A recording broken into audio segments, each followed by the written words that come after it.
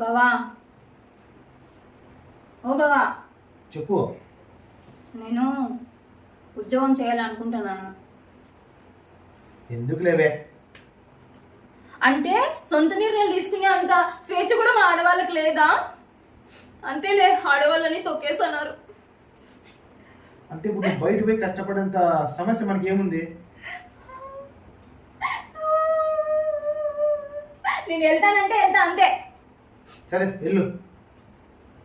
చూసావా మీ మొగోళ్ళు బుద్ధి?